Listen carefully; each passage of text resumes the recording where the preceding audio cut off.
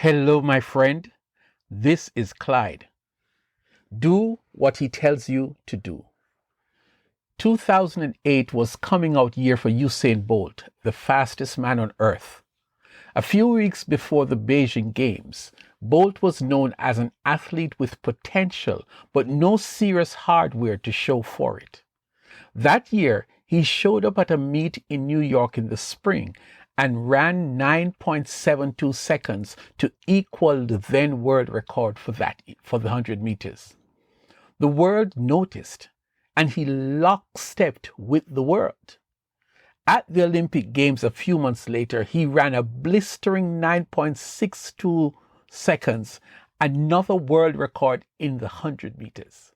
A year later, after consistently doing as the coach leads, he went to the World Athletic Championships in Berlin and raced to the fastest time on record in the 100 meters and the world record of 9.58, and 2 days later ran 19.19 in the 200 meters.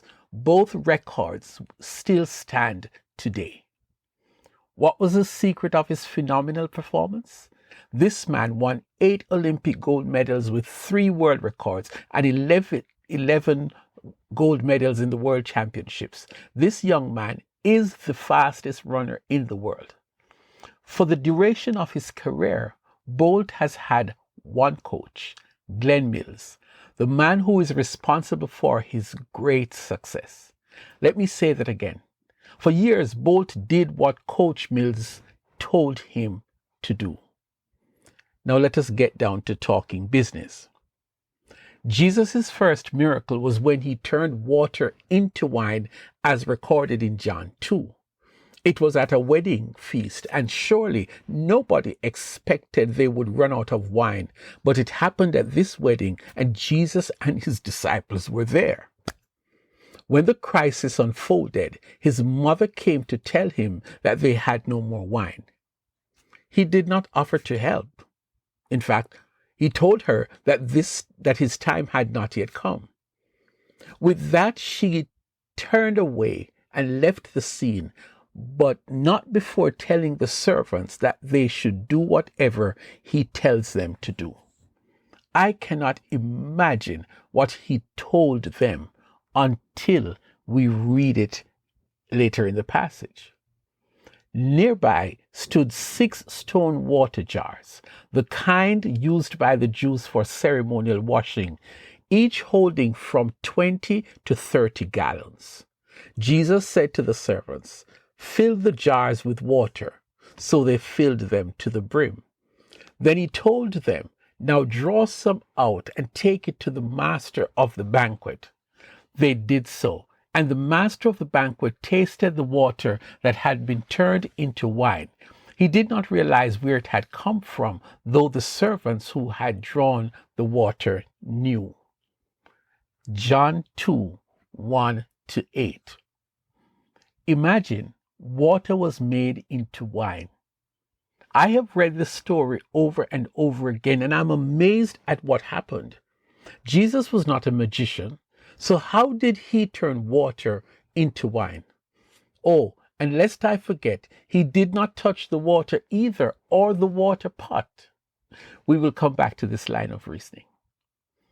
I'm looking at the pages of Jesus' last miracles, sometimes called the miraculous catch of fish. It was several weeks after the resurrection, but the day before, Peter could not resist the urge to go fishing. So he announced that he is going fishing, and 6 other guys went with him. But that night, these experienced fishermen, they caught nothing. Early in the morning, Jesus stood on the shore, but the disciples did not realize that it was Jesus. He called out to them, "Friends, haven't you any fish?" "No," they answered. He said, "Throw your net on the right-hand side of the boat, and you will find some." When they did, they were unable to haul the net in because of the large number of fish. John 21, verses 1-6.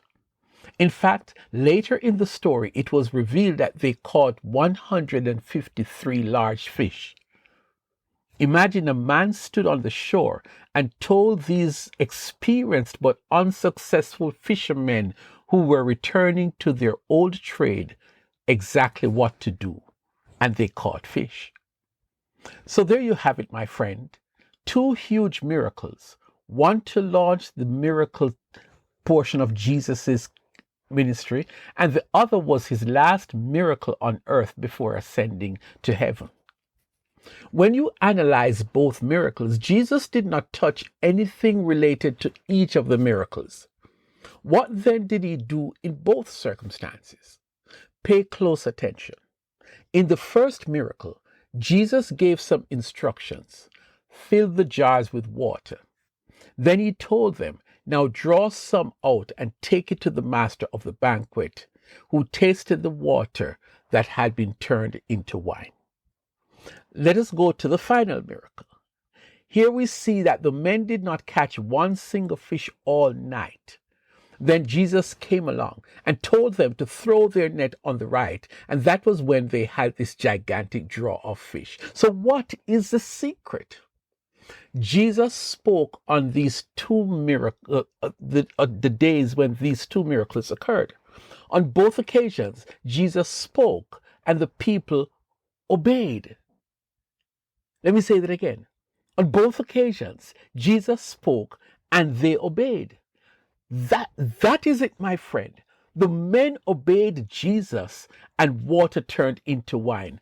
The fishermen, they obeyed Jesus and they caught 153 great fish. So what is the point? I guarantee you that if you obey Jesus' commands, if you obey his instructions, if you are willing to do what God tells you to do, all of it, not just in part, then you will see miracles, blessings, and more blessings come your way. No magic is necessary. No water was made to boil as fast as possible. They simply obeyed Jesus. Today, my friend, what is it that you want Jesus to do for you? Is it in your personal life? Is it about medicine? Do you want to become an attorney? Is something wrong with your marriage? I stopped by to tell you that your victory is in your obedience. Obey God. Do what he tells you to do. To do what he says shows that you have faith in him. You don't always have to understand the instruction he gives, but you know that he will not harm you or let any harm come near you. So my brother, my sister, starting today, make a promise to yourself that whatever Jesus tells you to do, you will do it with all your heart. Always remember, it pays to obey the Lord. I want to thank you for joining me today.